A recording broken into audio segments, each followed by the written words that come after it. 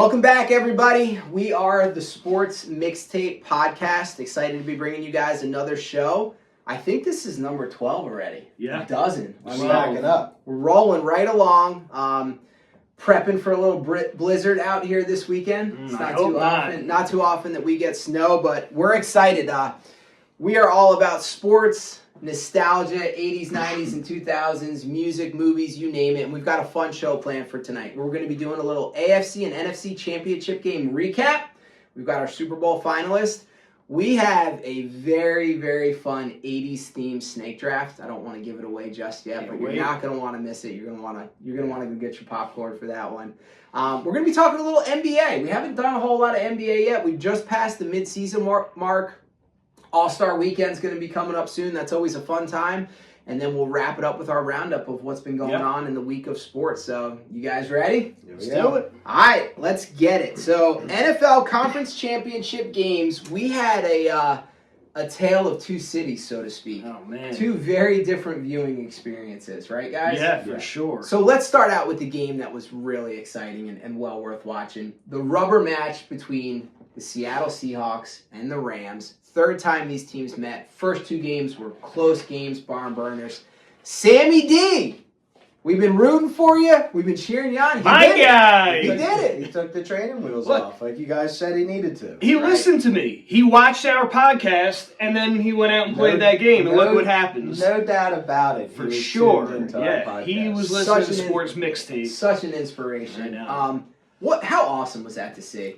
I mean, phenomenal game all around. Both quarterbacks. He put on a clinic. He threw for over 346 yards, 3 touchdowns. You know what I loved in this game?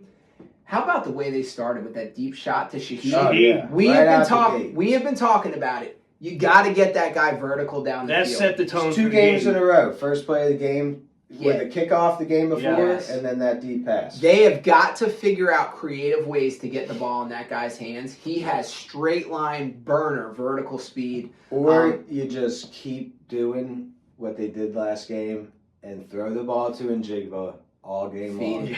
The guy just went off. Did you see He's a freak. Did you see a few of the catches that didn't even count? The one out at the back of the end zone where he looked like he had the rocket booster. It looked like he was catching an alley-oop in NBA Jam on that. JSN came to play. I mean, he 10 catches, 153 yards. These are the two best wide receivers in the league. For sure. Dueling right now. And they put on a clinic every time they face him and Puka just going back and forth. Stafford and Darnold just trading blows. This was, after that first game, which, let's face it, that was a little rough to watch. Yeah. This was such an enjoyable experience. I'm really excited. I really like Seattle's coach, McDonald. He's got those guys rolling right now, believing in themselves. Former Rams showed up this game, too, and Cooper Kupp. Yeah. Had some significant first down catches, and then he broke a tackle and got in for that touchdown. And look, go ahead, Jay. I was going to say, this game, it was such a good game. It really could have gone either way.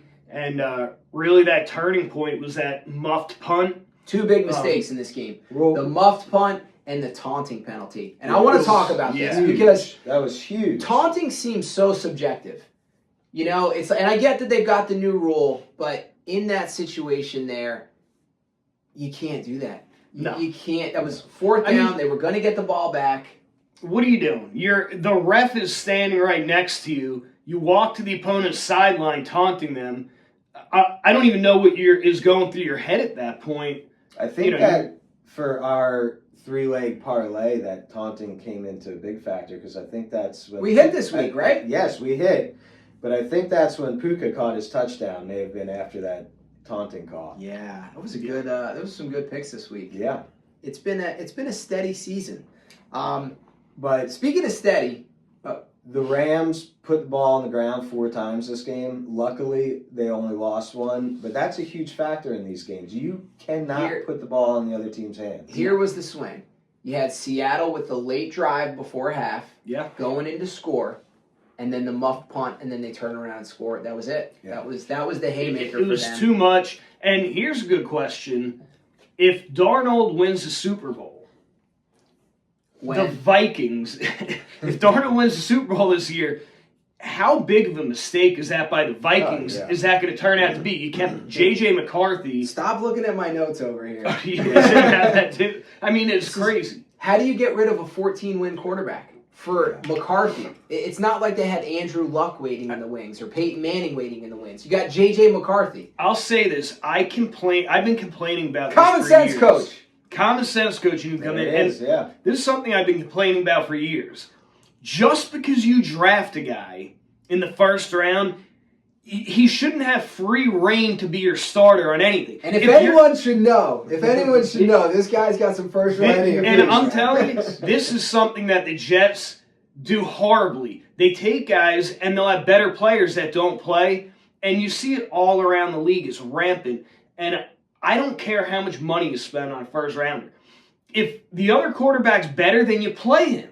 You don't play the guy because you just drafted him if he's way worse, and you can tell. You play doesn't your make best. sense. You play your best players. At this level, there should be no politics. And I literally have it written down here, Jimmy. Last note for this game. You think the Vikings are having some regrets? You got rid of a 14-game winner. And you know who's probably really missing, Sam?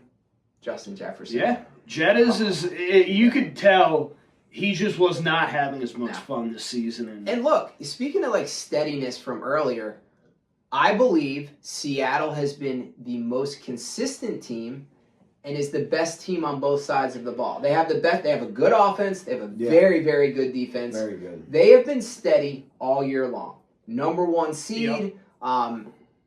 I'm excited to see them back. I think they are well deserving of earning the Super Bowl bid. I think this game opened a lot of eyes. Everyone knew the record, but I don't know how many people saw Seattle play this year. People were still skeptical, and it shut a lot of people up after that. I think Darnold was the only real questionable spot on this team. Was how is he going to perform when they make it to the playoffs? Darnold came into the season with training wheels on his bike, and then you remember those bikes we had as kids with what were the big wheel? No, the ones where it was like the trick bikes. That's Tom BMX. BMX bikes. Yeah. Sam Darnold's doing crazy stuff on the BMX bike right now after this week. We were saying what's going to happen when they take the training wheels off. He had a good second half in the second regular season game against the Rams after throwing 2 picks in the first half. He looked comfortable. He was starting to show, hey, and I'm going to say it again. How many times have I said it? It's like golf. It's like the first time you break 80 in golf.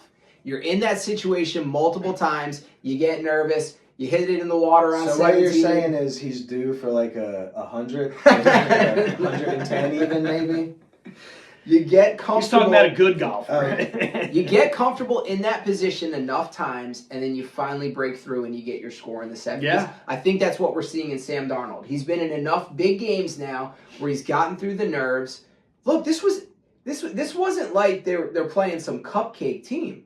The Rams were stacked this year. And he traded blows with a Super Bowl winning Hall of Famer in Matt Stafford. Yeah. Let's take it to the AFC. Jimmy, what you got on this game? I know it's... One more hit on this game.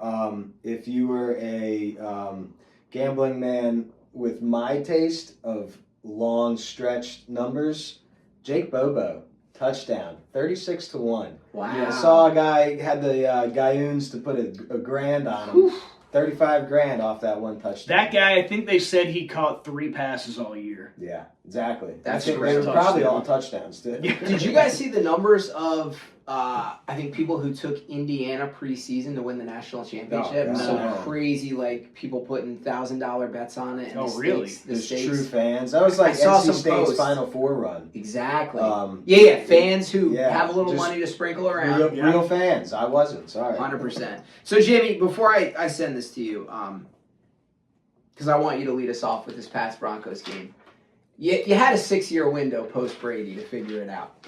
You had 6 years for the Jets to find their Signetti, find their culture changer, bring a guy in, and change things around before the next dynasty takes over. Because it's looking like we got the next Belichick and Brady in May and Vrabel. It's not fair. It's not fair, to be honest with you, the Patriots, the fact that the Patriots did bad enough to get Drake May is crazy, but I don't care. I'm a Jets fan. I expect nothing. So you were born into the darkness. Nothing surprises me. Put it this way: until the Jets go 500 in a season, Brad, I'm out. Do you think Bane's a Jets fan? Just born into the darkness. Yeah, born. But look, the Patriots.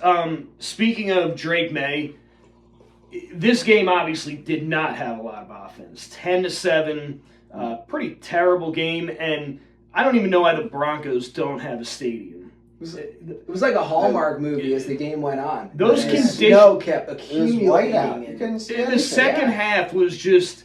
I mean, I like snow in football games, but I don't want to see my AFC Championship game in those. The guys couldn't even move; they were slipping everywhere. To me, it's just, I didn't like that. But yeah, the weather in the second half really made that unbearable. Jarrett Stidham. What a start to the game. He started out hot, and they figured him out, and Vrabel just had his number. Big what if, though? The big what if is after they go up 7-0, they had a chance to come down and kick a field goal to go up 10-0. Yeah. Elected to go for it, didn't get it. That's one of those there. I like Peyton, but that's one of those where you're going, all right, we've got a good defense. Home field advantage. The common sense coach is looking at the Weather Channel app, Yeah. and he's going, hey, Peyton, we might need the points here. We've got a backup quarterback who hasn't seen the field in a couple years. But it looked early on like Denver was going to be able to move the ball, and then that quickly evaporated. I think what the difference was in this was an ugly game. All right? Terrible game. Drake May, his ability to run the ball. Again, 65 yards. Yeah. week in and week out, we see his ability to scramble, keep the chains moving, get drives going is like a big difference maker in some of these ugly games. Yeah, I mean, that's where the league is headed. I mean, these are the new age quarterbacks. You got to be able to escape the pocket. You got to be able to throw a deep ball. You have to be able to do it all. Well, it's a good thing he can move around.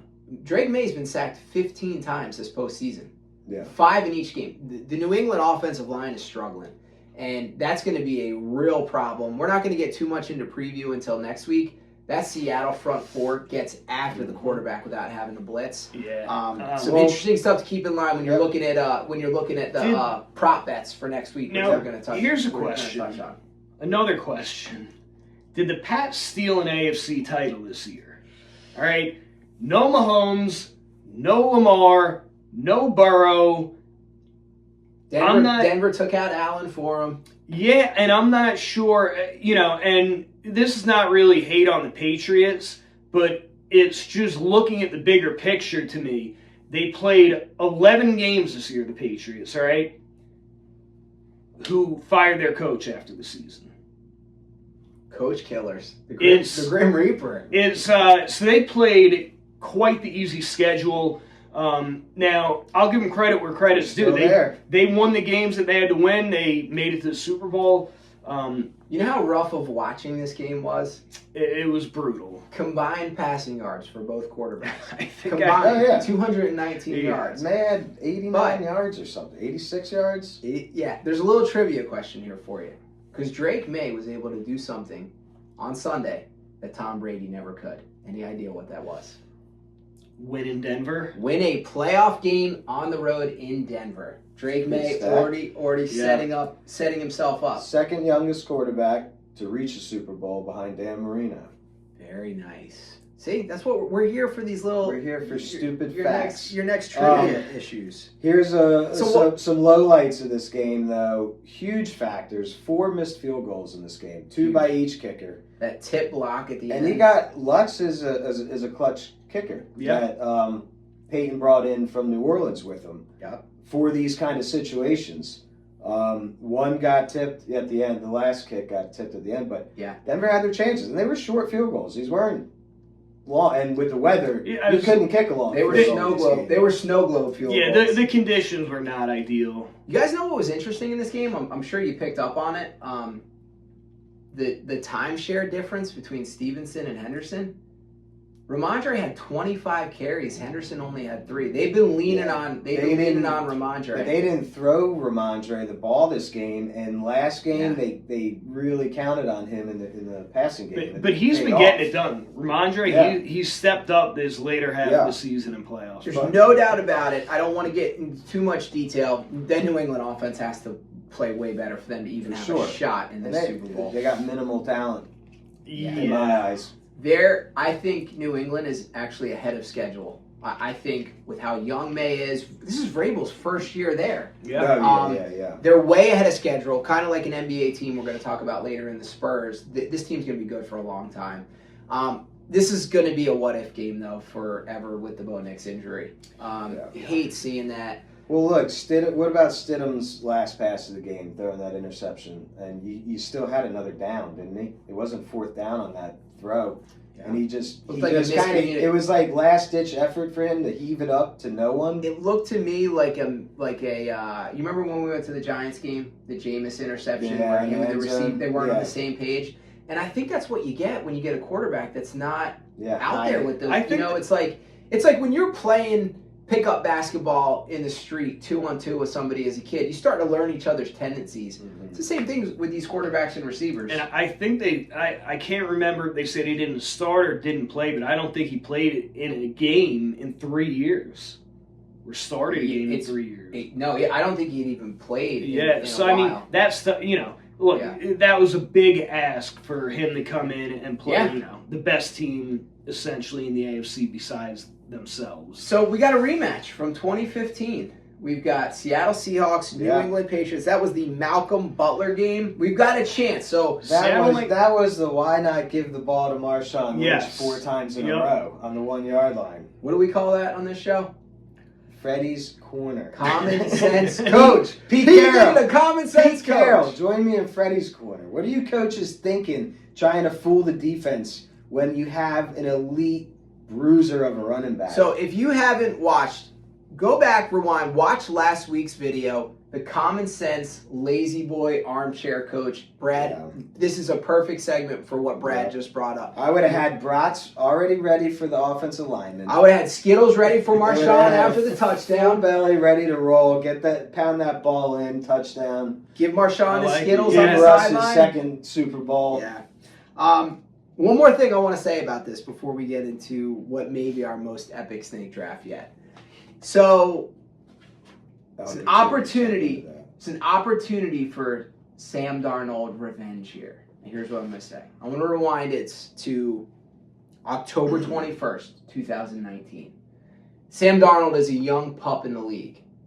Famously on the sidelines, the cameras catch him saying that he's seeing ghosts out there. Oh, yeah. Do you know who that game the Jets were playing was against? It had to have been the New England Patriots. So, Sammy D, we want to see you do it again. We want to see you overcome the odds. See ghosts win. You're going to be a Ghostbuster next week. I'm calling it right now. Sam Darnold's going to be the 4th Ghostbuster. I want to see it. There's a lot of storylines in this game. And look, the Jets drafted him. He could also help out the Jets fan by not letting the Patriots win a Super Bowl. Exactly. You guys got anything else from the championship weekend recap? No, I mean, it was a good weekend, and unfortunately, one good game, it stinks that we have a week without football as it narrows down. So, let's just hit this real quick. What's up with the Pro Bowl? It's terrible. No one wants to watch flag football. Get out of here, NFL. No offense, because your dad was a phenom, but why is Shedeur Sanders in the Pro Bowl? Is it because nobody else wants to go? You know how many guys had to say no for Shedeur? Nobody wants to play flag football anymore? You had more interceptions than you had than touchdowns. What are you doing? Speaking of flag football, shout out to the Squirrels, Polk, Deans, DeRosa, Baker, you guys will know exactly what I'm talking about. Rivera, the Squirrels. We won the cup when I was in college. We had a squad. All right, so we've got, next week, guys, you're going to want to stay tuned. We've got some really fun Super Bowl stuff. We're going to be talking Super Bowl commercials. Brad's going to be doing a little trivia for us. I'm sure Brad, the parlay kid over there, is going to have a bunch of prop bets that you're not going to want to miss out on. Gatorade colors, all that good stuff. In the meantime, maybe we'll put out like a NCAA men's basketball parlay for you this weekend. I did pull a parlay kid last week. I had a 10-leg parlay that I really was confident in, and it really didn't come to fruition at all. I wasn't even close, and I was pretty I placed the bet, and I went, this is the day. I want to start calling Brad's parlays something like the KFC parlay or something. You know, you get the big bucket of chicken and it's got like 10 legs in it because Brad always has a. It's what is it? Lay's, or maybe Pringles. Pringles. Once you pop, you can't stop. You can't have just one. That was Lay's. Exactly. All right, so our snake draft. I'm gonna build up a little bit of suspense here. It's an 80s themed snake draft. I'm repping 1986 right here. Jimmy's got his Yo. 1987, MTV Raps came about. Here's what we got. The 80s was a wild time. So we're gonna get the conversation started before I give the theme of this draft. So if you walked into a restaurant in the 80s, you know the first question you were asked? Smoking or non-smoking? You could still smoke in restaurants. Not only could you smoke in restaurants, they had vending machines for cigarettes. You remember those things? I was always trying to grab a pack. With the things that you pull out. We had, you guys remember the infomercials? Now this was back when we used to stay up, a little later than we do now. Those late night infomercials for like the power ballads, the hair bands. Oh, yeah. Like those would come on late at night. In the music scene, we had really the birth and the start of electronic style music. You had the synthesizers, you had the 808 drum machines on music. That music has infiltrated all different types of music today. It had its birth in the 80s. You had a jukebox in every restaurant back then. Arcades were everywhere. So for tonight, the three of us were born in the 80s.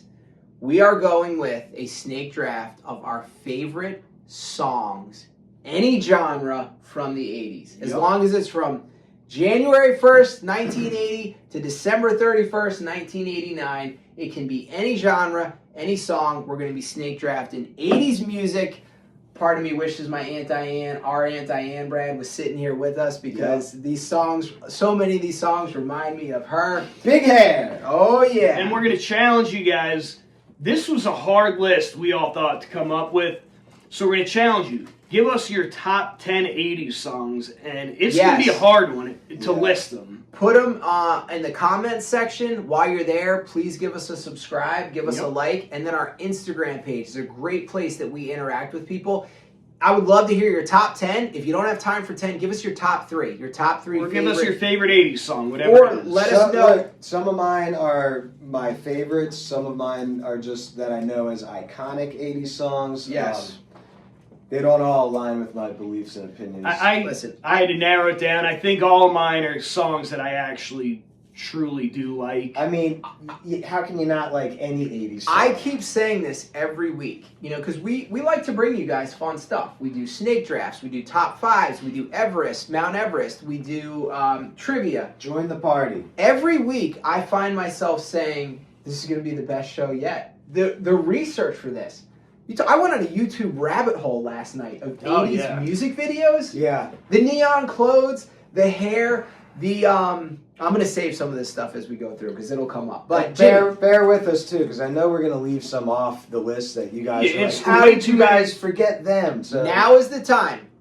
Go take your bathroom break. Go grab your beverage of choice, get your popcorn, and buckle up because we're going to be here for a minute. Grab your neon Jimmy, hairbands. Who has the first? We do a snake draft, so the person that drafts first, it'll go to whoever's third. Third will pick again, come back around. Jimmy, let us know who has the first pick in this year's 1980s. You guys let us know after you watch who you think won the draft. Who had the best draft? Yeah, who had the best draft?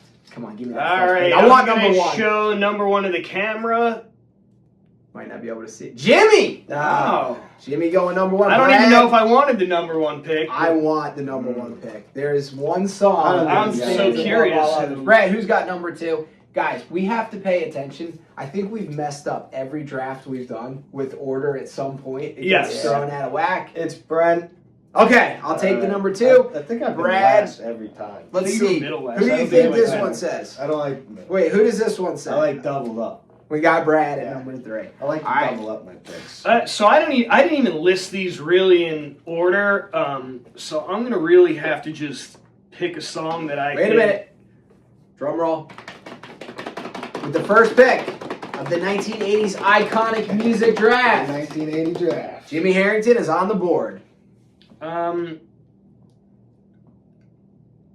gonna go with. Don't you do it. I'm gonna go with Aha, Take on Me. Classic. From 1985. Classic. Everyone knows the song. If you've seen in 80s movies from the 80s or that represent the 80s, It's on Aha, my list. Take on Me, amazing song. This was my number 2 on the list. Yeah. It's Incredible. I've got like 180 songs on my list. It's somewhere in there. How about this music video? It combined the sketch, pencil, comic book art with real life acting. The people coming out of the comic book. She gets pulled into the comic book. Yeah, the 80s music videos too. If you don't remember or haven't seen them, just go and check out the 80s. They're amazing. It's when MTV started doing music videos. So this is when that whole world started. I'm gonna have to mark off on my list what everyone's taking so I could remember. The iconic beat to start this song. Did you have anything else you wanted to say about it? This is a truly incredible song. So I want to give a shout out again. This is gonna be the second week in a row. Tyler Nielsen, buddy of ours from high school. Tyler, when I was in high school, started a Foursquare club. These were the athletes who played other sports. Yeah. We had some very good athletes in this club. We'd either skip lunch or eat lunch as fast as we could, go into the gym. This was the theme song for that club. Aha, Take on Me. We had 80s jams going, super competitive, super fun, Foursquare. If you were part of the Foursquare club, you were also part of the White T-shirt club. That's right. And now you should join the Sports Mixtape Club. Here's looking at you, Tyler Nielsen, for rounding that up. All right. I'm going to go with my first pick. This was my number 1 pick, still on the board. To me, this is the most iconic song of the 80s. Everybody Wants to Rule the World, Tears for Fears. Yep. This song came out in 1985. This was a last-minute addition to their album. It wasn't going to even make the cut. This song initially, so 80s music and movies are loaded with Cold War themes, right? You've got Rocky IV, you've got Red Dawn with Patrick Swayze. A lot of these songs, there was the fear of nuclear war. Originally, this song was named Everybody Wants to Go to War, but they changed the name of it. This song is about that Cold War power. Everybody wants to rule the world. This would fall under the category of new wave synth pop, which... it's phenomenal if you haven't explored it. Everybody Wants to Rule the World is my first pick in this track. That's a great song. And the hair. The mullets on this. Just go watch the music video. I saw Tears for Fears live probably 8 years ago. Nice. Or so. Do you remember where it was at? It was at Bonnaroo. Might have been 8 to 10 years ago at Bonnaroo Music Festival. And when I didn't know how many people would be there because there's a lot of bands playing.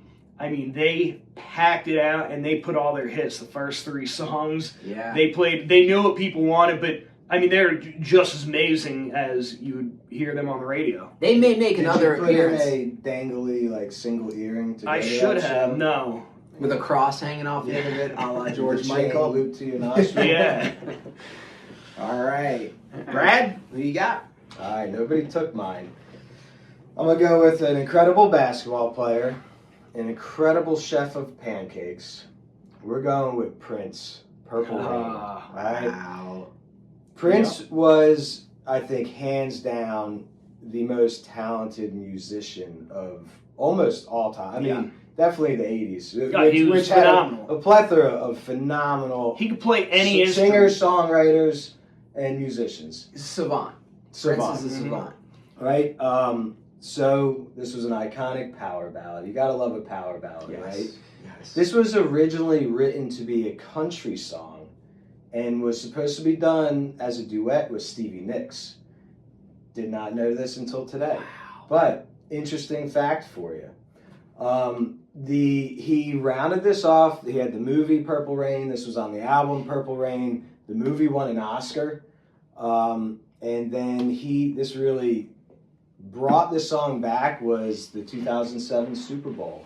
He performed the halftime show. Here's some trivia. Didn't it rain during the show? Here's some trivia. Who was playing that Super Bowl? 07. 2007. Ravens? No, give me a second here. 2007 would have been... That had to be the Patriots. We lived in Atlanta. Giants, Patriots. No. It would have been the 06 season. Steelers Cardinals? No. I have no idea. Can't remember. All right, I'll give you a hint. The MVP was Peyton Manning.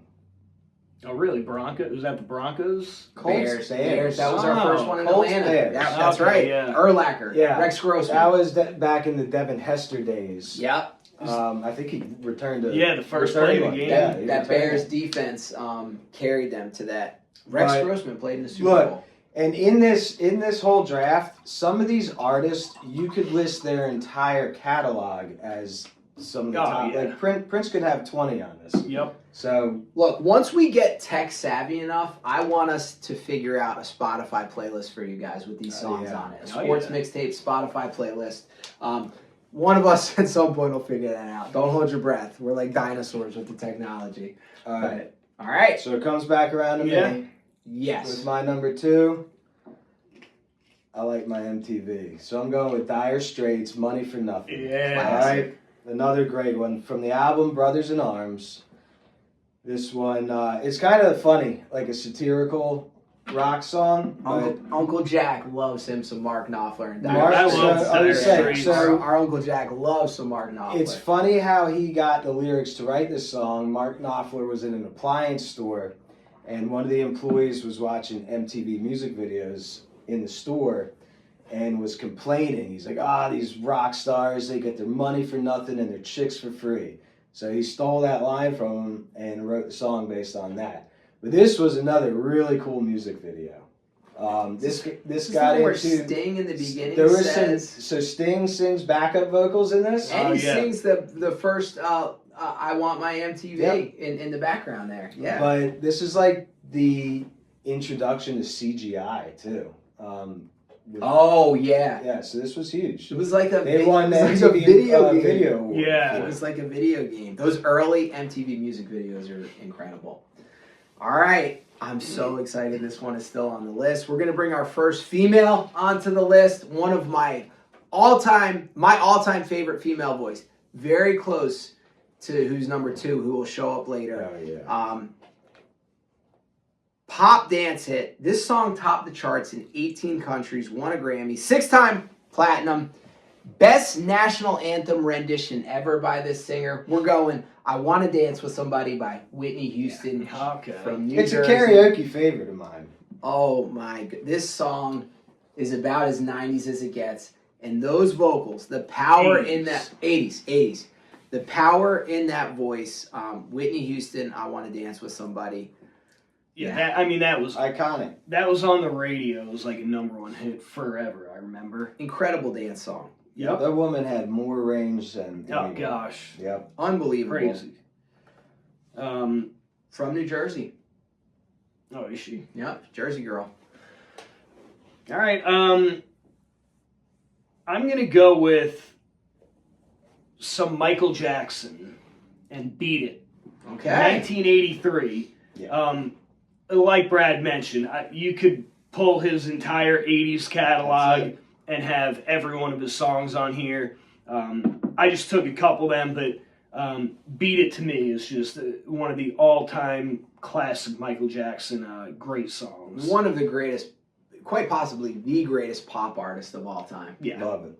Yeah. Yeah, we won't go into his background, but yes. But musically, he was phenomenal. You know who was in his background who's making albums and like touring today is Corey Feldman. Have you seen what Corey's doing out there, world? I don't want. If you haven't seen it, go take a peek. Corey, Netflix has got a documentary. I'm not gonna poo-poo on you here, but just go back and watch a video of one of your concerts and tell me what you think. All right, would I get another pick? You go. Listen, we really got to pay attention to the order. Jimmy's we should have switched chairs. My next pick is going to be Flock of Seagulls. I ran so far away. Such a good Flock song. of Seagulls, the hair is so ridiculous and the look of them is so ridiculous. Just reminds me of The Wedding Singer. Oh my God! I actually, it's funny that you said that. I actually pulled up the Wedding Singer soundtrack. So did I. So did I. I did the same thing. I was like, I have to get some, but yes, Flock of Seagulls, not a band that I really am in love with, but you had the haircut. Look, dude, the music. I'll get the haircut if you want. The music video was like this futuristic space theme. Look, if we get snowed in, if you live where we live and you're watching us and you're supporting us and you can't leave your house this weekend, do yourselves a favor. Go down the YouTube 80s music video. I promise you will not be disappointed. Do you guys remember? So this had like a pop culture later on. You guys remember, I was more of like a Madden, NCAA football, Tiger Woods video game guy. But do you guys remember Grand Theft Auto Vice City? Yeah. This was like the theme song for that game all those years later. Yeah. It kind of got repopularized a little bit. So, man, what a great... The hair. The Flock of Seagulls hair was incredible. All 80s hair in these music videos is unbelievable. Oh, yeah. You had mullets rocking. You had like a curl up front. You got the perm. You remember in the movie Tommy Boy when he went to the airport and the guy, I think it's and the guy had the Flock of Seagulls haircut. All right. I'm going with one of my all-time favorite bands. I could have picked 7 songs to be the next one. Give me 1982 classic Man Eater by Hall & Oates. You stole mine. This reached number 1 on the Billboard 100. So a lot of people think this song is about a woman. This song was actually written about the greed and cutthroat nature of New York City in the 1980s. New York City... New York in the 80s was not a place you wanted to be. New York City was the theme. Warriors. Yep. This music video. Look, speaking of 80s, and the 80s being just wild, people had exotic cats, lions, tigers, panthers as pets. In the filming of this music video, do yourself a favor, watch this music video. There is a real live Black Panther. I was watching this with my kids last night. One of my kids goes, Dad, is that a panther on there? During filming, the panther got loose in the rafters. I don't know if it was Daryl Hall or John Oates. One of them left the set of the scene until they got the panther I would do the same thing. The 80s were a wild time. This is one of my children's favorite songs. It's an incredible song. This song has been covered by people. This is to me it was like there's like 4 or 5 peak Hall & Oates songs. I've got a few of them on my list. I'm going with Man Eater. Great one. All right. My turn? Yeah. All right. This one has one of my favorite actors as a special guest in the music video. This song brings back some memories because it's weird. I can't remember what I did yesterday or a year ago, but I remember weird stuff from when I was like 1 and 2 years old. I remember my mom folding laundry, having some music videos on, and here comes Paul Simon and Chevy Chase. You can call me out. You can call me out. I knew you were going to say that. And that just imprinted in my brain, and later down the road, Chevy Chase becomes one of my favorite actors. Through Saturday Night Live, all the Family Vacation, National Lampoons. But Paul Simon, another phenomenal singer-songwriter, guitar player. He incorporated a ton of like South African beats into this album. Yep. This was the Graceland album, iconic album. Yep. He brought in Chevy Chase, who just played the best part. He did the lip singing in the music video, playing the saxophone, and then Paul Simon just kind of like ad-libbed, pretending to play instruments throughout it.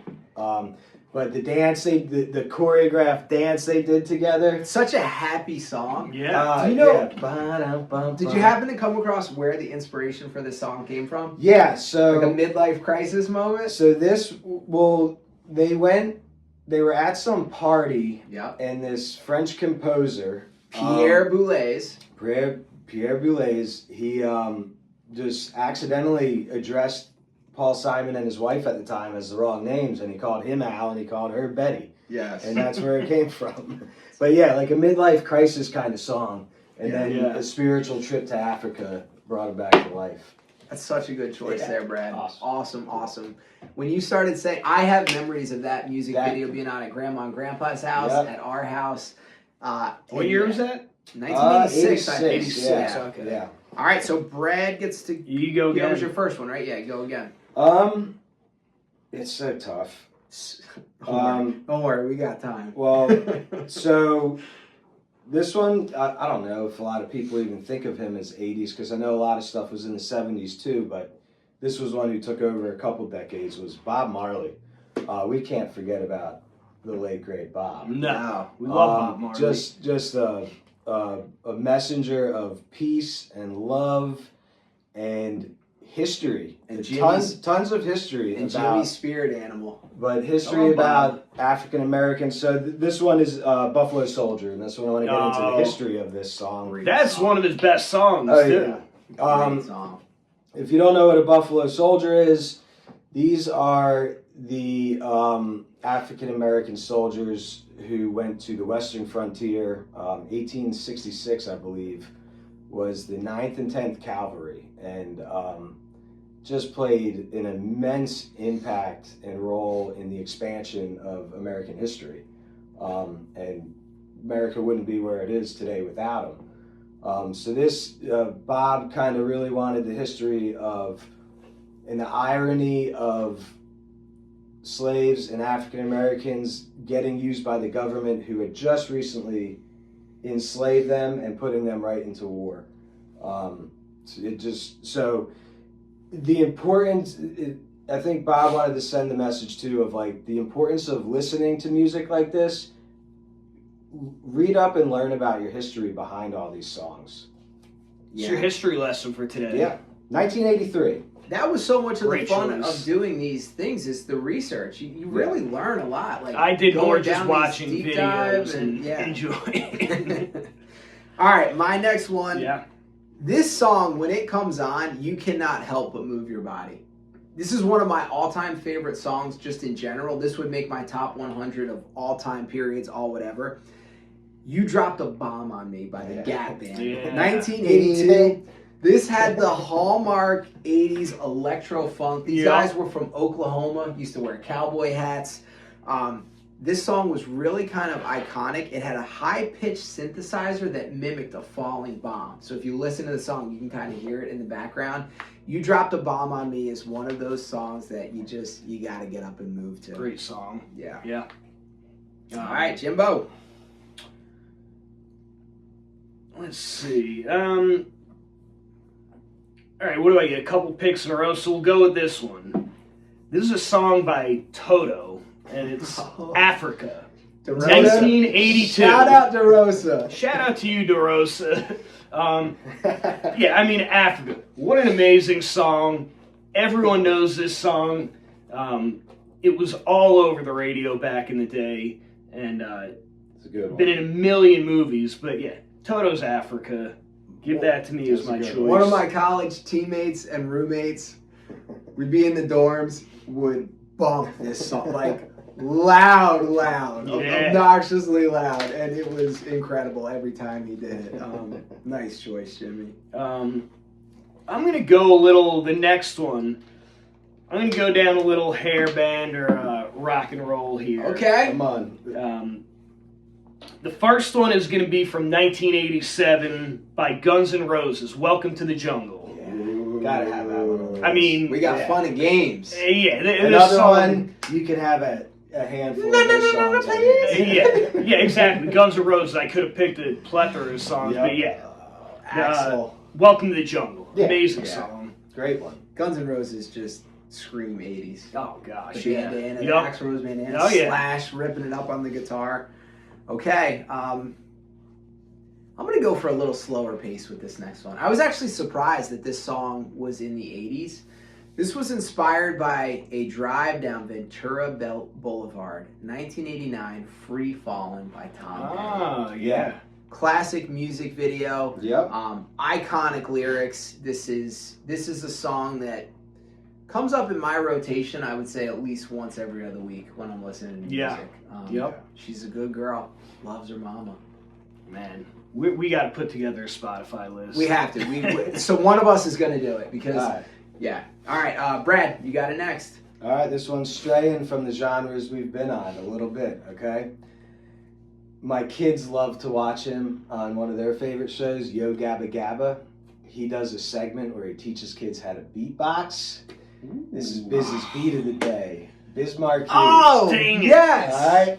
Yes. So, this is Biz Markie. This is 1989, Just a Friend. He also had, maybe I won't say his other song in case you guys got it. Can I say his other one? Yeah, that was that's the song I That's had the one one that I of. had from Biz.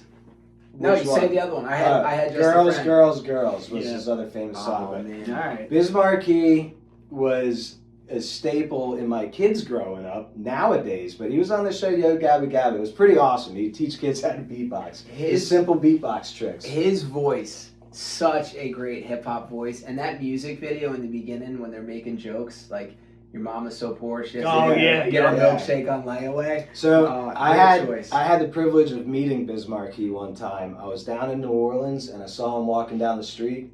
So I just went up to him, said hello. Couldn't have been nicer. That's so cool when you meet Yeah. when you meet celebrities, athletes, musicians who are just down. He passed away, correct? Down Yes, to earth yeah. people. Wow. And he was like a very satirical, comedic style rapper, So many just good like songs. really Oh, yeah. having Yeah. fun. Yeah. Oh yeah. Very fun music video. I think you Yeah, got you it. get to Oh, go yeah. in there, Brad. Oh man. All right. So this guy, iconic in the 80s and 90s, but iconic for his parody music, Weird Al Yankovic. You can't not. I'm waiting for him to show You up. can't not mention this guy. He may Talk not about- be the best musician, but what a funny act he does with all Yeah. these songs. And you want to talk about hair? I had "Eat It" as my number one from him in the 80s. Eat it, yeah. And another one. I just saw him last year, Weird Al. Oh yeah, still cool. still performing. I saw him live in Atlanta last year, and Nice. he played all the hits. Oh. And once again, the crowd was immense. I mean, Ah, it just shows how legendary these guys When are. he They did- still pull those crowds. What is Yeah. it? Gangster's Paradise. He did Amish Amish Paradise. Paradise. Yup. Amish Paradise. Yeah. Yeah. There's so many good songs that he had. Rio. Brad, you The got me. white stuff. You got me thinking hip hop a little bit here, Brad. Good, I'm good. gonna wait on that one. There's some great hip here's- hop.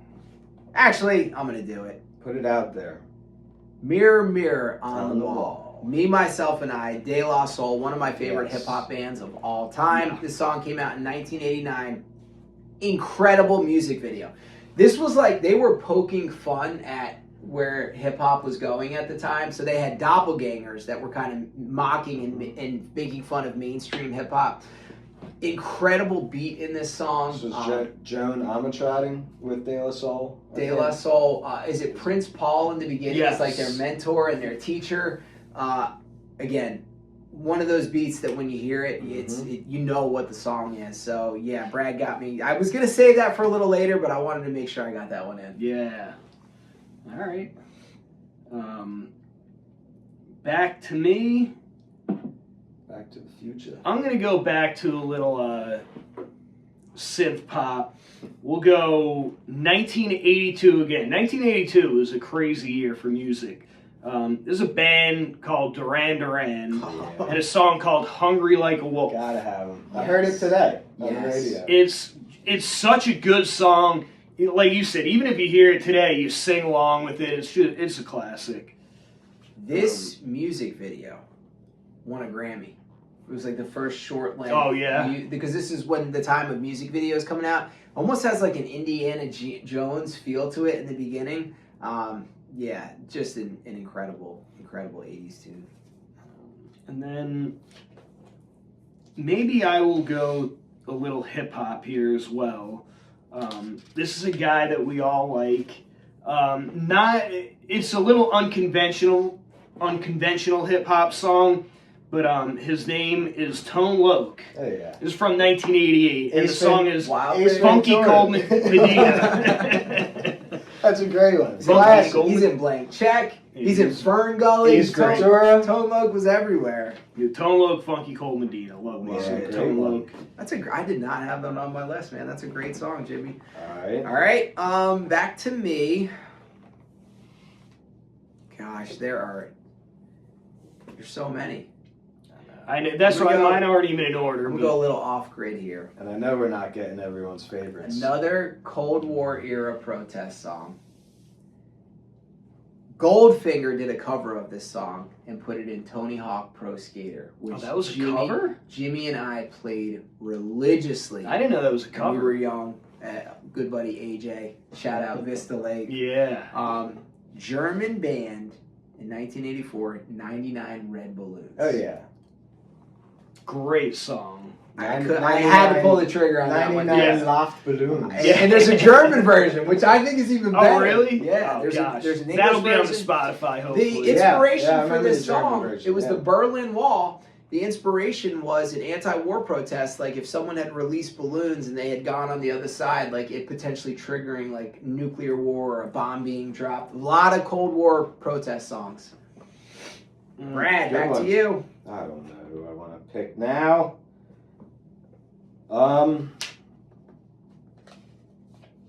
Alright, because this one was reminded, a buddy of mine reminded me of this song today.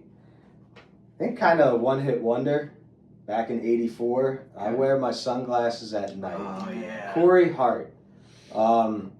It's just an iconic song. I mean, Yes. You thought you were a badass just wearing your sunglasses at That night. came back several years ago. Like, it went viral, the song. I don't remember exactly what was going on with it. But And then wearing their It's sunglasses just a catchy all over. song. And then I think at some point down the road, I could be making this up, but I do remember at some point, like in our college days, someone making a I Wear My Stunner Shades at Night or something. Yeah, that might have been what I'm version thinking of about. this. It came around again. Probably Stunner Eric Estrada. Yeah.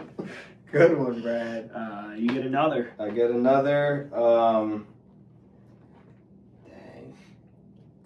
By the way, he has 10 pages of songs written down that he has to search through. All right, let's hop back on the hip hop page, but this is hip hop mixed with rock. Run DMC and Aerosmith. Walk This Way. Yep. I mean, Run DMC blasting through the brick wall, getting on the other Great side. video. Steven Tyler jamming out on the other side. This was a game Awesome changer. video, This was a for game sure. changer on so many different levels. Bringing The two fusion- worlds together. The fusion of two different genres, this revitalized Aerosmith's career. Aerosmith was like off the map at this point. Revitalized their career. They go on later on to have success with the movie Armageddon, like years later. And this song just made you want to get up and run through a wall. I think Cam Scatterby listens to this song before he goes out on the field. If he doesn't, he should. Run DMC initially did not want to do this song because they thought it would be seen as like selling out a little bit. Yeah. I'm pretty sure they're happy that So- they did. Incredible music video. They got the idea for this song because Aerosmith had already written this song.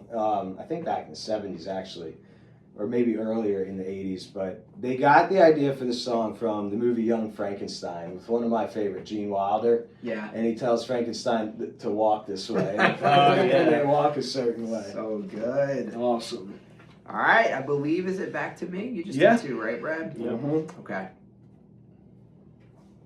All right. The song made an appearance on the second season of Miami Vice, which, I mean, let's face it, Great show. unbelievable television show.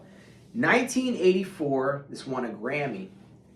3 different versions were recorded of this song to appeal to different audiences. We're going with Billy Ocean's Caribbean Queen. No more love on the run. Caribbean Queen. When this first came out, they had a European Queen, an African Queen, and a Caribbean gosh. Queen. 3 different takes of this song. What a great idea. This is truly an incredible 80s song. Awesome music video.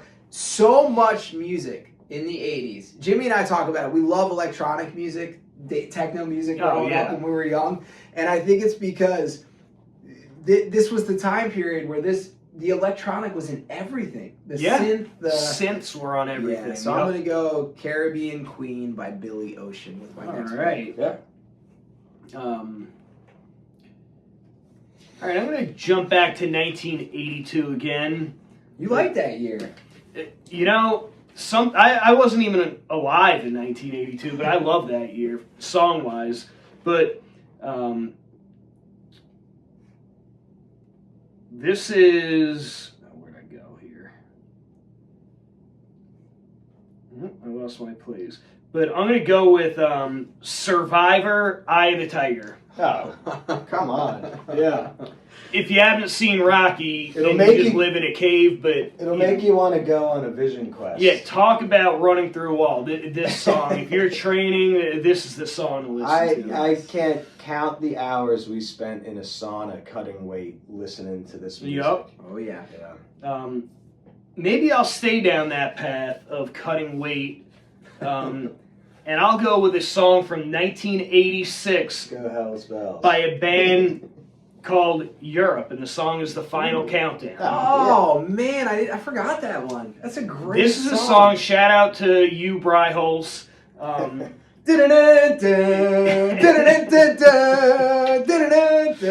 is a pump-up song. Yep. Man. Very nice. It was a great song. Man. Solid choice, Jimmy. You guys have thought of a few songs that I did not come... I mean, there's so many good songs. I know, You it's can't get them all. crazy. All right, I'm going to go next with an iconic band, an eclectic band, an odd band. We're going Talking Heads, This Must Be the Place. I love the Talking Heads. 1983. This is an incredible music video. This was featured in the 1987 Michael Douglas film Wall Street. During the recording of this music video, the band members played different instruments than they normally played. This Must Be the Place, Talking Heads. Dude, Talking Heads, another band. They have so many Incredible. great songs from the 80s. And so 80s because they were so like weird. Yes. And just eclectic. Still are Oh weird. yeah. Oh yeah. Brad, back to you. Back to me. Let's Yeah. stay on our wrestling days. Yeah. Which one we going with? Let me set the scene, because we would come out to a couple songs, but let me set the scene. You're in the Manio High School gym as a spectator. All the lights go out. Except for one light in the middle of the gym over the wrestling mat. And then come down from the rafters wearing all black sweatsuits is the wrestling team. Hoods on. Hoods on. Andy Holton, Brad Voyevich, Devin Daniels, Jimmy Harrington, Brent Voyevich, AJ Quigley, David Molnar, Joe Walker, who else? Brandon Wall, Chris Dinwiddie. Chris Dinwiddie, Baker. Ryan Baker, Josh Saunders. I mean, we had such a great wrestling team back then, led by our great coach, Jason Bryholtz. But AC/DC Hell's Bells. You hear the bells start Love it. tolling. I get That's when we goosebumps. start I'm getting our- goosebumps right Yeah. now. We'd start our walk down the bleachers to the Yes. mat, and then we'd go in a circle around the mat and start drilling. What an intimidating team We used was. to pack that gym out. Oh, man. It was amazing. Yeah. Nice choice, Brad. Um, All right, you get a second one. Yeah, back to me. Let's go early 80s to the funk era. All right? Yeah. Who was the king of funk in the early? There's a couple. George Clinton? George Clinton, And Atomic Parliament? Dog. Oh, yeah. Atomic Dog. So Snoop picked up this beat Yep. and just made it blow up. But yeah, George Clinton, man, master of funk. Yeah, for sure. I love funk. Really good choices there. Okay. This next song reminds me of hanging out in college and Jimmy's old stomping grounds out there. Used to be a great 80s cover band when I would go visit Jimmy at college. We're going to go The Outfield's Your Love. Oh, yeah. 1985. Josie's on a vacation. I was a little disappointed in my research to learn that Josie was a fictional character.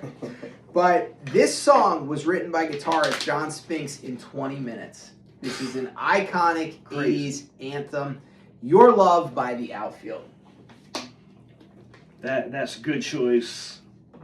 What was that place? PB's? We used to frequent in PB's. college. Shout out Greenville, North Carolina. Santana Oh Bob. boy. Oh, man. You would fall into the well. All right, let's talk about a band called The Cars from 1981. Shake It Up. Great song. Shake It Up. Great song from the early 80s. Little before my time, but this still the entire 80s was all over the radio. Yeah. and in several movies. And then the next one. So good. Let's go with. I'm surprised this hasn't been said. Maybe because people are tired of it, but Journey, Don't Stop Believing from 1981. Yeah. This is a classic song. Any karaoke bar, anywhere you go, they're playing this song for different things. But It's about a small town girl and a city boy. yeah, just a classic 80s song. I could have started with that. That if you had to pick one song that represents the 80s, Solid. that's probably it. Okay, I'm surprised it's taken me. Jimmy's going to be surprised it's taken me this long to get Stevie Nicks on my list. I thought that's who you were talking about earlier when you said female. When I said greatest female vocalist, it's kind of a tie.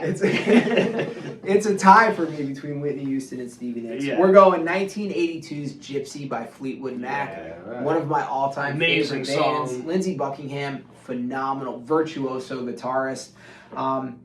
This song, Stevie Nicks is exploring life pre-fame. She's become famous at this point. Obviously, her life has changed. That was the inspiration for the lyrics with this. Lightning strikes maybe once, maybe twice. Gypsy, Fleetwood Mac is my next choice. Good one. You remember going through mom and dad's 8-tracks? Yes. Meatloaf! Meatloaf needs to be on this I list. didn't Bad have Out any of Hell. He's Love by the 70s. Dashboard. I think it's Oh, 70s, yeah. Bad Out of Hell by Meatloaf. Meatloaf. What a great name for an artist. All right, let's stay. I would do anything for love. Let's But I stay won't with do- the true king of funk. All right? Some of the best dance moves I've ever seen. James Brown. James Brown. Okay. Living in America. Yeah. So this was Rocky IV. Rocky IV, right? James Brown comes out wearing the suit, and Apollo Creed comes Yeah. out wearing the Uncle Sam hat, and Didn't end well for Apollo. not in that one, yeah. But James Brown was just a pleasure to watch. There's only one other person that I've seen sweat more than James Brown. Uncle Blake. But nobody sweat more than James Brown. That guy had the feet, the boogie feet. Oh, Just awesome. He's always dancing. Yeah. Yep. Never stop the funk. Some of that movement in the 80s was fueled by an interesting source. We'll just say that. Yeah. Yeah. Yep. Sugar. All right. Kids had too much sugar then. Was that your first or second on this? That's photo? the first. You get one more. All right. I'll write that one down. Well, let's turn back time. Nice. No, I'm not going to go with that one. Oh. Let's go. If I could turn.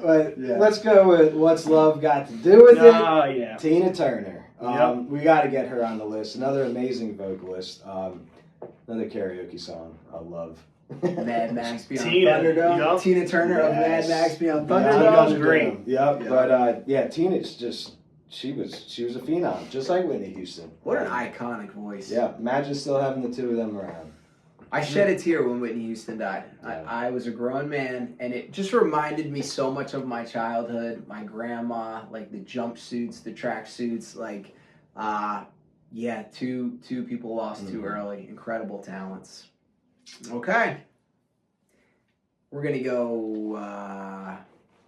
Hit me with something good. 1987, this movie is in the intro of the director's cut of Donnie Darko. Yeah. The synths that start out this movie, In Excess, Never Tear Us Apart. This has such an 80s vibe to Oh, it. yeah. Incredible song. Also, if you haven't seen that movie, Donnie Darko, pretty incredible independent film. It's a little dark, but it's a great movie. It's a little Darko. It's a little darko. Jimmy. I have several songs from. I'm going to try and switch up the bands so I get each of these bands. So I'm going to go here. 1980, REO Speedwagon. Keep on loving you. I'm going to keep on loving you. Cause it's the only thing. Yep. Yes. These are like cruising. That's like a cruising song. Like if you're on a road trip, You get the windows down. That's a song we Wind all in your play. hair. A lot of the songs that I'm talking about, they're songs that I can remember hearing on the radio, driving in the car, just listening to the radio, and it just sticks in your head forever. So good. So good. There's so many people that just haven't even been brought up yet on this list. Okay. No. It's okay. We got nothing but time. This may be a marathon episode, so yeah. This is worth the extra weight. I'm gonna go back Kids, don't wait up for me tonight. No. I'm gonna go back to 1980. A man named Ozzy Osbourne and a song called Crazy Train. Yes. Yeah, gotta have them. Guitar Hero. Crazy Train, one of the best rock songs ever. Yep, amazing opening to it, but that just made the cut at 1980. I think this is everybody's first song you learn on guitar. Oh man, great choice, Jimmy. Is it back to me? Back to you. Okay. Got to go with some more female vocals here. Power vocals, 1983 synth pop, another iconic dance song. We're going "Sweet Dreams" by the Eurythmics. Oh, I got that on here. Yeah, incredible tune. Yep. In the music video, Annie Lennox has like the shaved red hair. Yeah. And this one is just. This is the birth of dance music to me. Like this kind of dance. Oh, like yeah. And not to be confused with the Marilyn Manson version. Yes. Alrighty, Brad. All right, from one of the most iconic movies in the 80s, The Breakfast Club. Oh, Let's go with Simple Minds. Amazing. Don't you forget about me. Don't you? That is a good song. I love that song. That and The Breakfast Club is an incredible movie. Yeah. If you guys, any kids, young guns out there watching us, go watch The Breakfast Club. Yeah. It's one of those teenage, coming to age movies. Some life lessons in there. Yeah. Don't get detention. Nope. Amazing. So let me go again. Right. One of my favorite lines is when he tells the principal, he asks him, does Barry Manilow know that you raided his wardrobe? Sweet Karen. Yeah, that was. What did Barry Manilow sing? Stuff that we would know. Neil Diamond. Neil was Sweet Karen. Neil's on the list too. Was that an 80s song or 70s song? There was some 70s actually. Let's go. You can't leave Talking Heads off the list. We're gonna go with Burning Down the House, but they had a handful of great songs. Yes. A few of them in the 70s that are more notable, but 1983, Burning Down the House. Yeah, it's a good song. I loved it. that. I loved when he would wear the suit with the real wide shoulders and Yeah. do his head around. He had Weird the dance long moves. neck. Weird He dance was kind of moves. gangly and David tall. Byrne? David Byrne, right? Yeah. David Byrne. I think you was that. That was one or two. two? Yeah, That was That was two. two. All right. I'm going back to the well here. We're going back to Hall & Oates. 1981, You Make My Dreams Come True. Yeah. This song famously makes an appearance in The Wedding Singer. Oh, Years yeah. later, makes an appearance in 500 Days of Summer. Did you know, it's a really cool trivia for this one, this song, You Make My Dreams Come True by Hall & Oates, is where Dave Grohl got the drum intro for Smells Like Teen Spirit. Oh, really? Yes. I did not know that. Very interesting Very trivia interesting there for fact. you. Jimbo? All right, I'm going to take, you were talking about iconic 80s movies. You were talking about Lindsey Buckingham. Yes. I'm going to combine the two from 1983, Holiday Road. From Christmas Holiday Vacation. Road. Yeah. Nice. From, obviously, National Lampoon's. Great song. Great song. This is when Lindsey Buckingham decided to go out on his own and explore if he could make music by himself, and that's what he came up with. Became an icon. Nice. How about Styx from 1983, Mr. Roboto? Yeah. Styx, Yeah. and Styx does have a bunch of songs, but I think Mr. Roboto to me is the one that Nice. sticks out. No You pun know who intended. loves some Sticks? Adam Sandler. Oh, his favorite band. Huge fan of Yep. Sticks. Shout out to you, Adam Sandler. Thanks for watching. All right, I'm going with. Got to go back to Guns N' Roses here.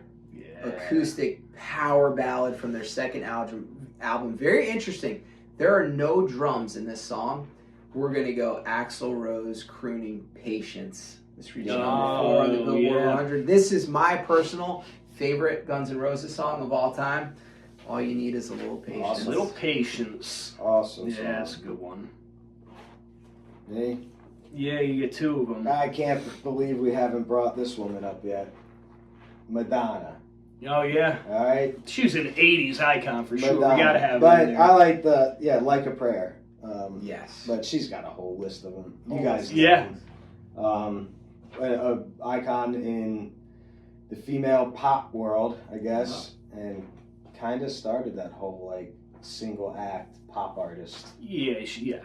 Her and Michael Jackson are probably at the top tier of like that level of I'd whatever say, like pop star status From the is. 80s. Yeah. Man. All right, we're in the South, right? Let's go to a little country. Okay. All right. We can do that.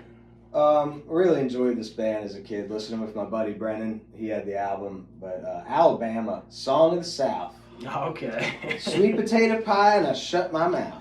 Song of the South and Dixieland It's an anthem. Delight. Dixieland are Delight, two yeah. incredible songs. Two anthems of the South. Country music. See, we got all genres covered here. All right, swings back to me.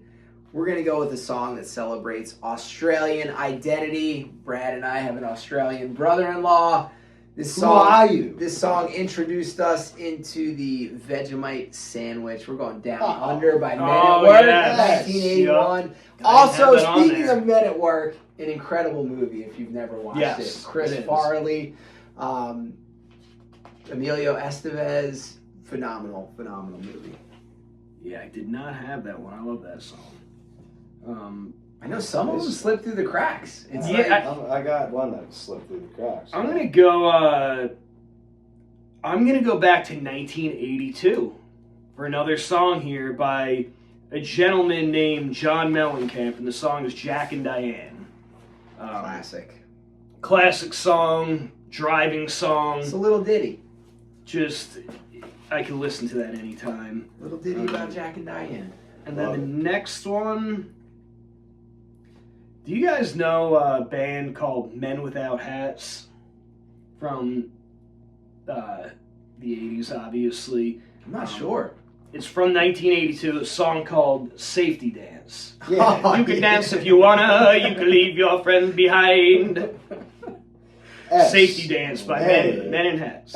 Men Without Hats, I'm sorry. If this podcast thing doesn't work out, we should just start an 80s band. We Yeah. should start a retro 80s band. I'll have to get vocal lessons. Speaking of which, what was the name of that 80s band we saw at the campground? The DeLoreans? Yeah. Awesome touring 80s band on the East Coast if you get a chance to see the DeLoreans. Is it back to me? Back to you. All right, 1983. This song was written by a guy named Matthew Wilder. He wrote this song. He was feeling stuck under contract with Arista Records, and he wrote it as like an optimistic, like pump himself up anthem. We're going with "Break My Stride." Can't nobody hold me down. Yeah. Oh no, I got to keep on moving. That's another one I didn't have on there. That's what I sing to myself when I get frustrated with the technology side of this podcast. Yeah. I have to remind myself of that. All right.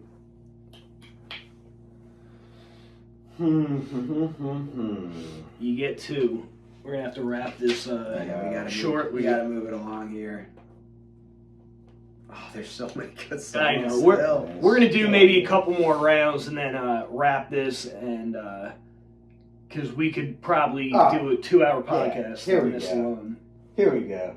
Okay, I'm ready. I'm Rick James. Yeah. Super freak. Oh, yeah. You do it. That's a good one. Classic.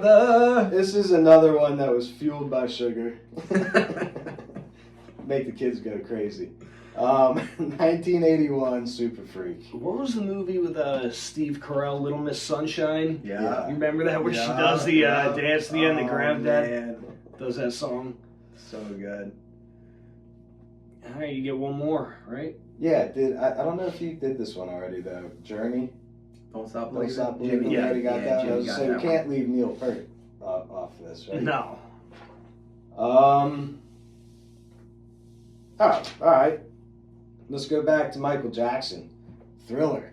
Yes. 1982. This one definitely can't be left. One of the best music videos ever. I think any teenage girl in the 80s learned this dance. Yeah. The Thriller, for sure. But I remember watching this music video when I was young and then being terrified. It's a great music video. Seeing them coming up out of the ground, I was terrified until they all started, choreographed dancing together. Yeah. All right, I'm going with a song from an iconic 80s movie about a Pittsburgh steelworker. We're going What a Feeling by Irene Cara from the movie Flashdance in the 80s. Yeah. This incredible, that's incredible another song. one you're coming up with something that slipped through the cracks. Oh, yeah. Yeah, I like that. All right, Jimbo. I'll go with a female from 1980. Another 80s legend, maybe 70s, but her name is Blondie Band, and Call Me. Great song. Yeah. From 1980. Great song. Great voice. Yes, Blondie. And Blondie had a bunch of hits. And then the next one,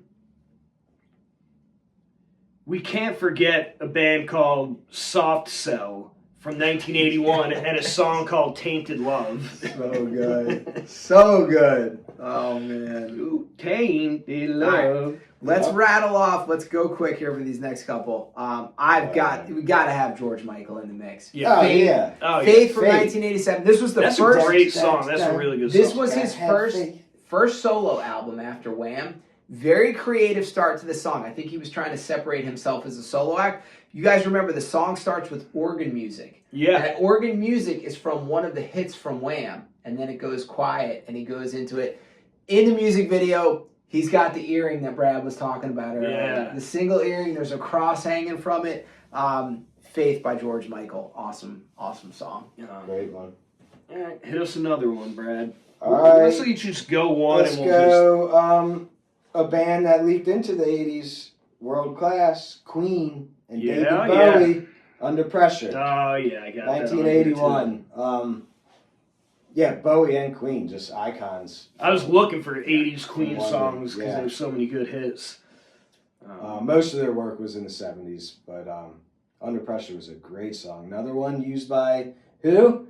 Vanilla Ice. Vanilla Oh Ice. gosh, there's so many. All right, let's do when it comes. Jimmy was first. I got so one more, but yeah. let's do like maybe three more total. All Just right. rattle them off. All right. Billy Idol, White Wedding, Oh, 1982. Classic.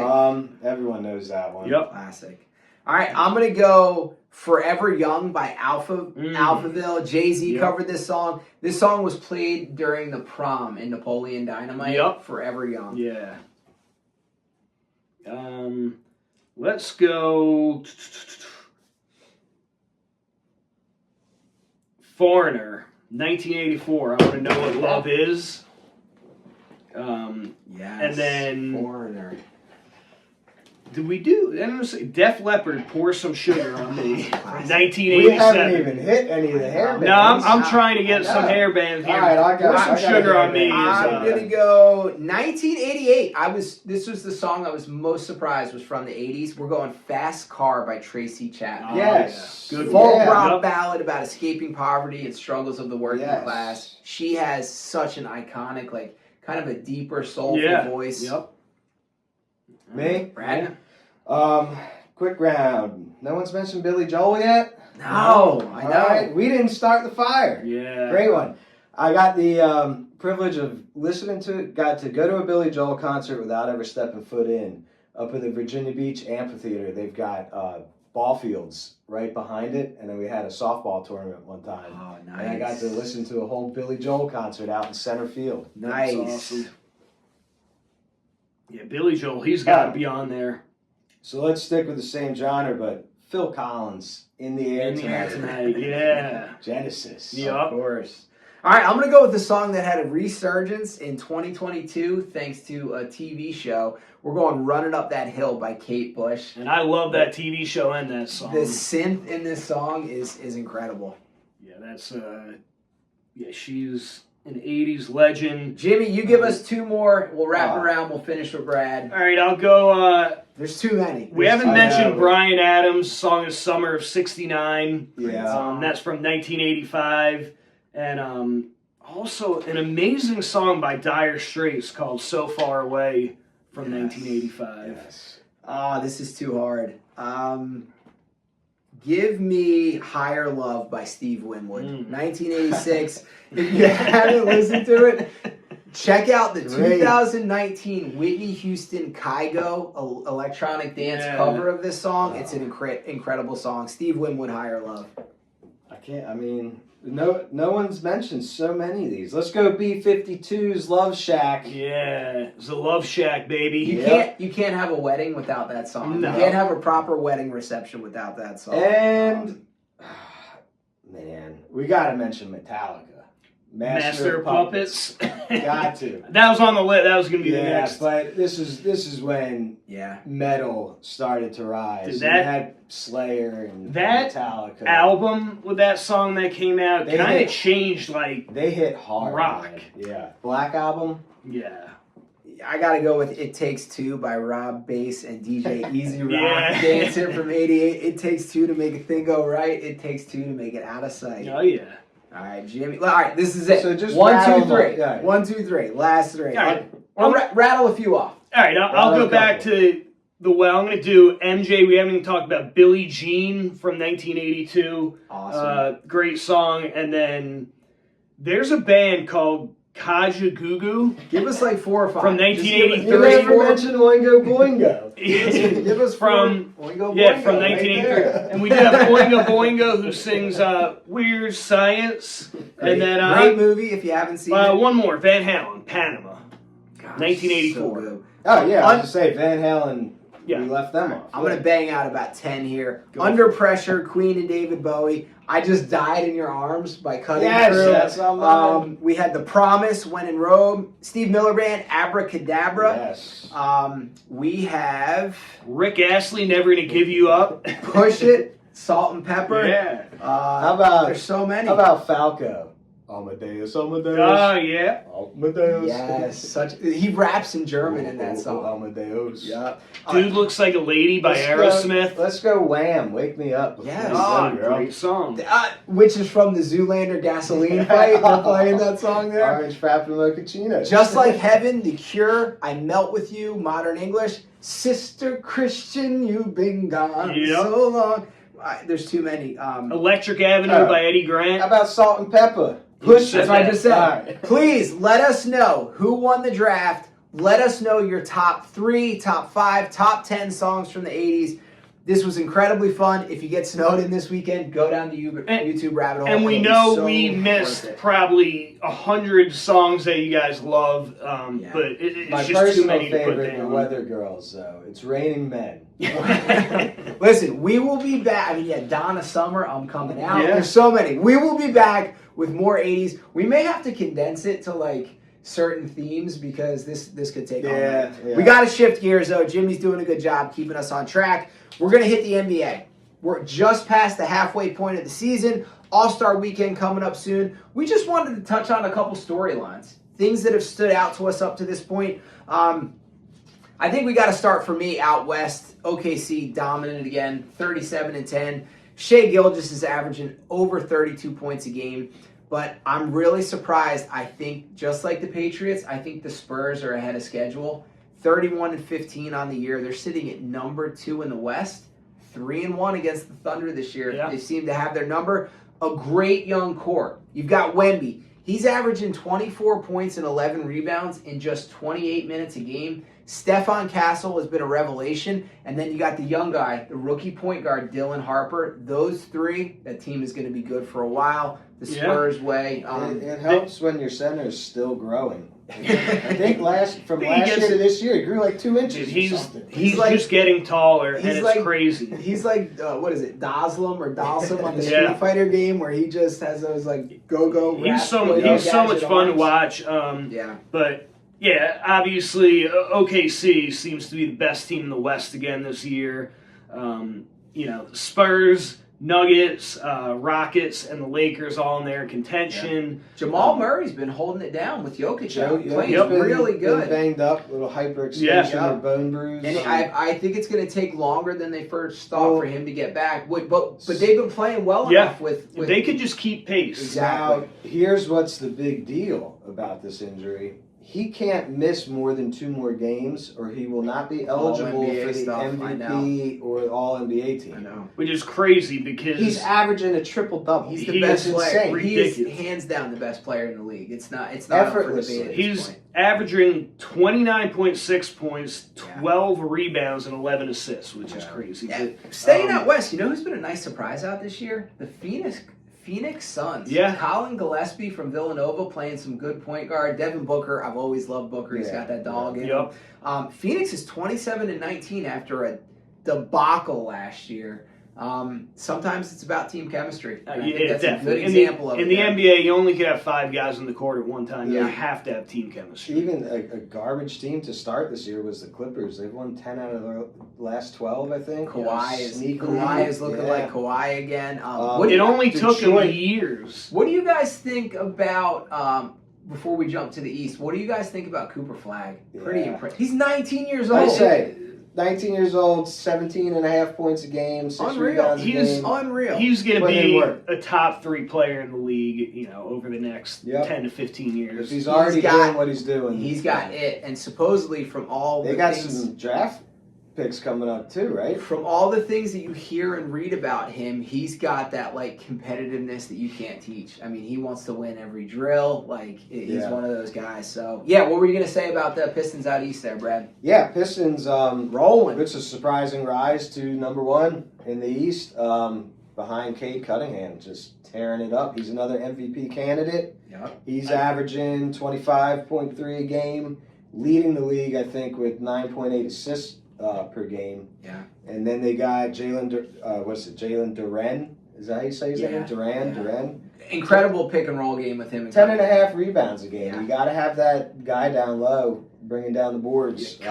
Cunningham coming into the league, it was pretty hyped. Coming to the NBA, it took him what did he come in a few years ago? But it took him a little while, but he's shown why he was such a high draft pick. But a team who's based on their defense, though, and they're a deep team, so that's what goes a long way in these playoff runs. I got to see Cunningham in person last year. Incredibly impressive in person. He's big, he's got size, he's strong, and he moves at a pace. He always seems to get to his spot. How about the surprise number 2? Our 2 teams are battling it out for the 2 seed right now, but how about my Boston Celtics? Jaylen Brown, and they made a run. Jaylen Brown is averaging almost 30 a game. This is without people coming into the season were wondering if the Celtics were going to tank, do what Indiana did because their star players out. Jaylen Brown's gotten to another level. Brown's always wanted to be the number 1. He's taking care of the ball. He's cleaned up his handle. He's got this sweet little crossover. What I'm interested to see is I do not want them to rush Tatum back. I can't repeat that enough. Is he going to come back this season? I do not want them to rush Tatum back. The latest news is he's actually involved in some on-court workouts. Oh, he's been ramping it up, and that's what has Boston fans worried. Yeah. The big question... Still a long ways, though, to the playoffs. The big question when he comes back, chemistry. We talk about team chemistry. One of the things I didn't like about Boston last year, or the habit they can get into sometimes, forcing things. Between him and Brown, it's like your turn, my turn, your turn, my turn. The ball movement slows down.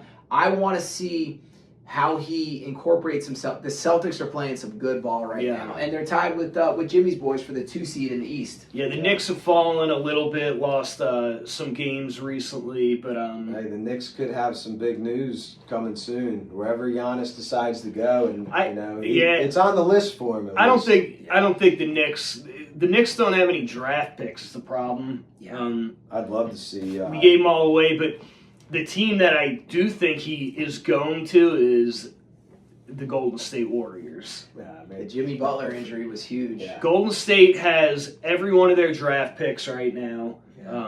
They hold all of them, and they have a couple guys that they're willing to part with. So that would shake things up. You know who's on the list of suitors who may not be high up on the list, but I would love to see him play with Ant-Man. In Minnesota. Yeah. Watch 2 of them. Maybe 2. I don't know if you'd have both. They're two alphas in the NBA. That'd be some high flying. But it would be tough. They both want to score their points, so. We got to talk about two more rookies real quick before we move on and wrap up. Con Knipple averaging 18.7 a game. He looks like even 5.5 rebounds. He looks like if you created a basketball player in a lab that like a fundamentals coach would want. It's that dude. He's playing some really good ball out of Charlotte. And then the second one. You want to talk about a guy like Ant Edwards? I'm talking about that caliber of athlete. VJ Edgecombe for the Sixers. That dude is nasty. A freak athlete, averaging over 15 a game. Philadelphia has got some fun talent in that backcourt between him and Maxey. Oh, yeah. They're going to be fun to watch. Who do you guys think has a legitimate shot to potentially win a title besides OKC? I think there's maybe 4 or 5 teams that could actually win the title this year. If Jokic gets healthy, I think Denver has a shot again. Definitely not the Pacers. Oh, man. Went from first to worst. Yeah. Just Halliburton's that whole lose your team. best player. Yeah. And that tends to happen. I do think the East is pretty wide open now. I think the Rockets have a potential shot. I know they're kind of in coast mode right now, but that defense is really legit. I think the Lakers have a shot. I don't. I don't. I don't think Not the Lakers enough. play enough defense. I think this is legitimate just as like a spoiler in the playoffs if they get in when it's all said and done. But the Spurs have OKC's number. That's what I'm saying. Only team in the league with 3-1. 3-1 against them. They remind me a little bit of the Patriots. Ahead of schedule, going to be good for a while. So we got the All-Star game coming up in a few weeks. Stay tuned. We're going to have some fun All-Star content over the course of the next couple of episodes. But we got to start wrapping it up here. We're going to go to the roundup. A couple things I wanted to mention real quick. But Jimmy, I'm going to give you center stage first. I know you wanted to say something about Belichick. Both you guys will come in. Belichick, I'm as surprised as anyone that he didn't get in the Hall of Fame. He didn't reach the maximum number of votes, which is crazy to me because it's insane. He waited over 40 years for his girlfriend. He can wait another couple of years to get to the Hall of Fame. But this is my thing. It's insane. The media, whoever votes on this stuff has too much power. I don't care that he didn't like talking to you. I don't care that he didn't, cuddle you. It's not about that. It's about the numbers, what he did, and the guy is one of the greatest coaches ever. He should have been a first ballot Hall of Famer. Yeah, Brady, that to me is Brady crazy. was baffled by it. But just crazy. It's crazy. Imagine Brady's career if he played for a Hall of Fame coach, though. Yeah, right? Something I wanted to mention before we wrap up here, golf season's just kind of getting kicked off. Scotty Scheffler won last weekend. How about that 18-year-old kid, Blades Brown, shot a 60 as an 18-year-old on the PGA Tour. He had an 8-foot putt. He missed it for a 59. He ended up finishing, I think, top 10 in the tournament. Keep an eye out for this kid. Any 18-year-old who shoots a 60 on tour, Blades Brown, you've got my attention. If your parents give you that name, you better become a good golfer. That's all I'm saying. You see one guy in the last tournament, this was, I guess, one of the Hawaii tournaments, hit a flyer and landed in the spectators' drink cup. No. Right in his cranberry vodka. Play it as it lies. Crazy. Only other thing I've got, boys, you guys excited about anything Winter Olympics wise? I like curling. Jamaica bobsled team. Okay. Yeah. Okay. Look, Jamaica bobsled team in some kind of qualifier recently. They just won their first gold ever in any event. So nice. I got faith in them. I got faith in you to place or something. Yeah, I'll watch some of the winter. The Summer Olympics are far superior to the Winter Olympics. Watch hockey. The pros are playing in hockey. Yeah, now. hockey's good. I do like the snowboarding. Yeah. Like you said, curling. If USA is in it and they're good, it could get exciting. I've always just wanted to try curling because we always played darts and horseshoes growing up. Shuffleboard. I bet you curling looks easy. I bet you it's way harder. Let's try it this weekend after we get all this snow. Yeah. All right, you guys got anything else for the good people? Enjoy your weekend without football. If you want to watch the Pro Bowl, do it. Catch up on some sports mixtape past episodes. College basketball is starting to heat up. yeah, we'll get some kind of 3-leg parlay out there for you. We'll figure by something the out. weekend or so. Yeah. Please subscribe if you haven't. Please like, follow us on Instagram, and give us your top 5, top 3, top 10, 80 songs. Stay tuned. Next week, Brad is going to be hosting Super Bowl trivia. We're probably going to be doing something with like Super Bowl commercials. It'll be a Super Bowl themed show next week. Right now, our parlays we're putting out on Instagram, so go check them out. We won our last one. Tail us or fade us. Yes, sir. All right, we will see you guys next time. Thanks for watching. See ya.